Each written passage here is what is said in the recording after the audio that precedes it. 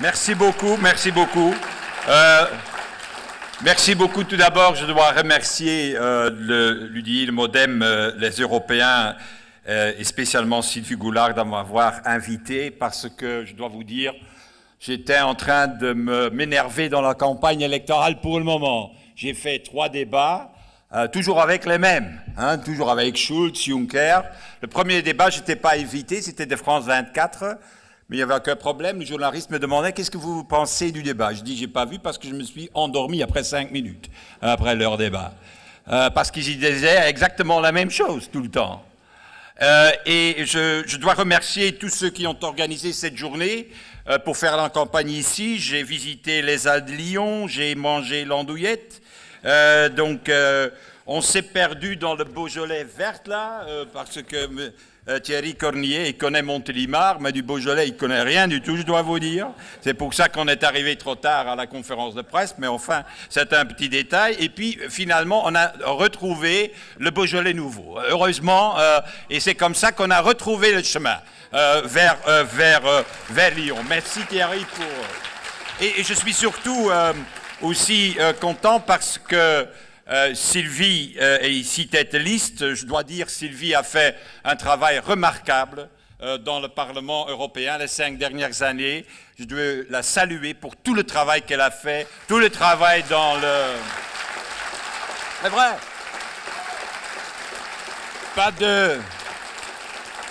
Pas d'union bancaire sans Sylvie, pas de régulation des produits toxiques financiers sans Sylvie, pas de nouveau pacte de stabilité, parce que là, on a battu Sarkozy dans les débats sur le pacte de stabilité. Merci beaucoup, Sylvie. Et je suis aussi très content de voir aujourd'hui...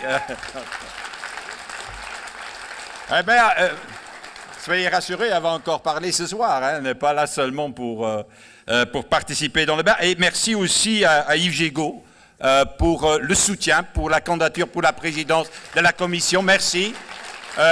J'étais au lancement de l'UDI dans salle de la mutualité ou quelque chose comme ça. J'ai toujours dit des libéraux qui vont dans la salle de mutualité. Je n'ai jamais compris ça, mais enfin, soit. Et puis, naturellement, aussi, mes remerciements à François Bayrou. Et encore une fois, bravo pour la victoire écrasante à Pau. Écrasante à Pau.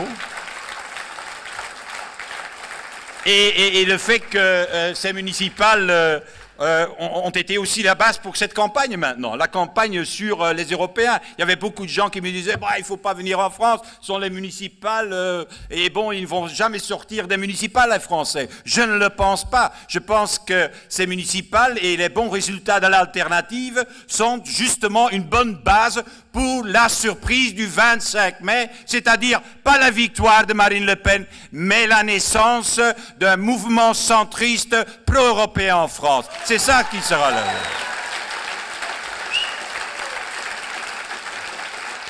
En fait,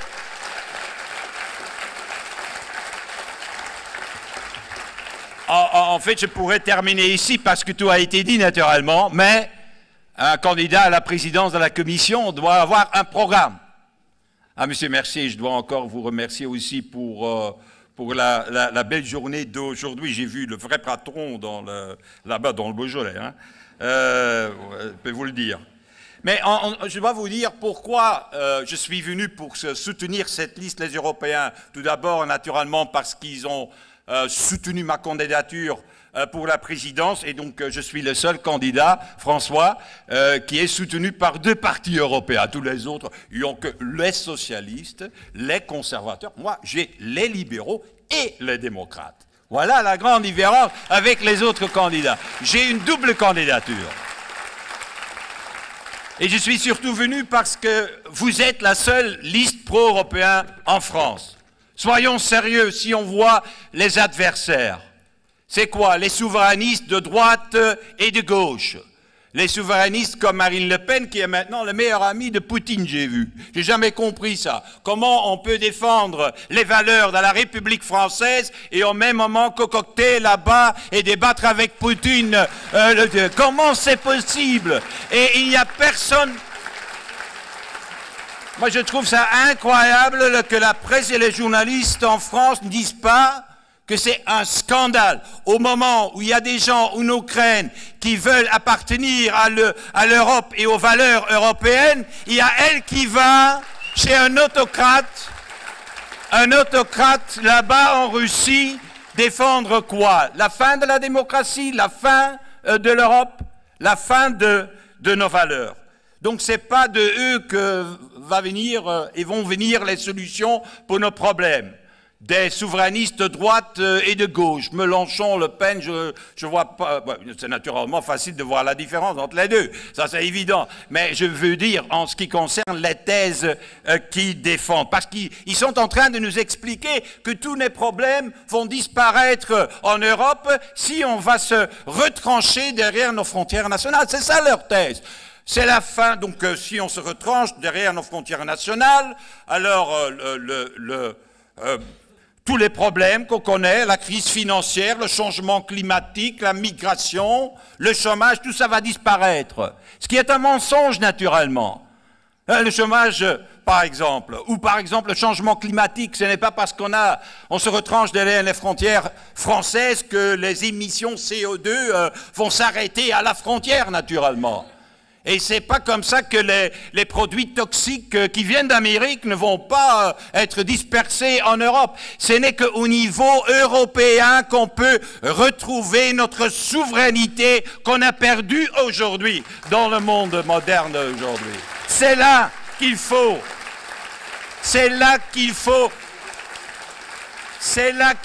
réinventer notre souveraineté. Et donc, ce n'est pas les souverainistes de droite et de gauche qui vont être l'alternative pour l'Europe, ni même que l'UMP, parce qu'il faut dire l'UMP, de plus en plus que je vois les déclarations des têtes de liste de l'UMP, M. Wauquiez à la tête, de plus en plus, ils deviennent eurosceptiques eux aussi. De plus en plus, ils courent derrière Le Pen, ils voient les sondages, et ils courent derrière, sans avoir une vision de l'avenir de l'Europe. Et la même chose pour le Parti socialiste. La vérité est que le Parti socialiste ne défend plus l'héritage ni de Mitterrand et certainement pas l'héritage de Delors aujourd'hui. C'est ça la réalité, parce qu'ils ont peur de leur ombre. Et ça nous met... La conclusion de tout ça, c'est très simple. Les Européens, c'est la seule force alternative qui peut défendre l'Europe en France et qui dit, pour vraiment résoudre nos problèmes, il ne faut pas dire qu'il faut moins d'Europe, il faut dire surtout qu'il faut une autre Europe. Parce que c'est vrai, la crise a été mal gérée en Europe. C'est vrai que le chômage qu'on connaît dans le sud de l'Europe, c'est un scandale. Plus que 24% de taux de chômage dans certains pays du sud de l'Europe. C'est un scandale quand la moitié de la jeunesse dans ces pays n'a pas un boulot aujourd'hui. La crise a été mal gérée en Europe les 5 dernières années. Et je vous dis, moi, comme candidat à la présidence de la Commission, je ne vais pas défendre cette Europe comme ça a été géré les 5 dernières années. Par qui ça a été géré les 5 dernières années? Par les conservateurs et par les socialistes. C'est ça la réalité. Dans la moitié des cas des pays, les premiers ministres et les chefs d'État, ce sont des conservateurs, dans la moitié des pays. Et dans l'autre moitié des pays, ce sont les socialistes qui sont au pouvoir, et à Berlin, ils sont tous les deux au pouvoir. Voilà la réalité d'aujourd'hui en Europe. Et c'est donc pas des conservateurs, ni des socialistes que va venir l'alternative pour l'Europe. L'alternative, ça va venir de nous. Ça va venir de l'UDI, du MoDem, de la coopération, des Européens, et donc de la troisième force au niveau européen qui existe aujourd'hui. La coopération, elle est des démocrates et les libéraux. La seule force qui dit que les recettes du passé, ça ne fonctionne plus, qu'il faut une autre recette. Pas comme les socialistes disent, par exemple, de nouveau des dettes. Comment on peut sortir de la crise en faisant encore plus de dettes quand les dettes sont déjà à l'origine de nos problèmes aujourd'hui en Europe? Comment c'est possible de dire cela? Et donc, il faut une alternative. Et l'alternative, c'est utiliser d'une manière intelligente l'intégration européenne pour sortir de la crise. Parce que presque tous nos problèmes sont dus à un manque d'intégration européenne. L'union bancaire, on ne l'avait pas jusqu'ici. L'union bancaire fait, ou la manque d'union bancaire fait que l'argent est dans les banques, mais l'argent n'est plus transféré dans l'économie réelle, chez les petites et moyennes entreprises. Aujourd'hui, on n'a pas une unification des marchés des capitaux. Si vous avez un bien, par exemple, en Belgique, et si vous voulez avoir un crédit en Italie pour commencer une petite affaire, vous ne pouvez pas utiliser la propriété que vous avez dans un autre pays comme garantie pour avoir un crédit dans un autre, parce qu'il n'y a pas d'unification de nos marchés. Et la conclusion en est qu'on n'a pas assez de liquidités et que ce sont les États-Unis qui payent moins de taux d'intérêt avec une dette publique qui est plus élevée que les Européens. Et la même chose pour l'énergie. On n'a pas de marché au niveau de l'énergie, on en paye en moyenne, en Europe, un prix d'énergie plus élevé que les Américains. Et je peux continuer comme ça. Le digital, par exemple. Pourquoi Google? Pourquoi Twitter? Pourquoi Facebook? Ce qu'on utilise, nous tous, hein, surtout maintenant, moi, hein, pendant la campagne électorale. Pourquoi sont tous des compagnies, des entreprises américaines? Parce qu'on n'a pas un marché unifié au niveau digital et des télécoms. Si vous prenez votre voiture, vous allez dans un autre pays, en Belgique, au Luxembourg, en Italie, à quel moment vous avez encore du réseau? Vous avez du réseau jusqu'à 15 km de la frontière et puis ça tombe. Bon, portable, on ne peut plus l'utiliser. Pourquoi? Parce que ce sont encore des marchés au niveau national. Donc on dit que les télécoms c'est l'avenir, on dit que le digital c'est l'avenir, et la réalité est qu'on n'est pas capable d'unifier nos marchés pour avoir des entreprises qui sont de la même taille que les Américains ou les Asiatiques aujourd'hui dans le monde. Voilà la sortie de la crise. C'est utiliser d'une manière intelligente l'intégration européenne pour faire un pas en avant dans cette intégration européenne et l'utiliser comme un moteur de croissance, utiliser cet énorme marché de plus que 500 millions. Et en fait, ce qu'on doit faire, je sais, je vais encore une fois utiliser Delors.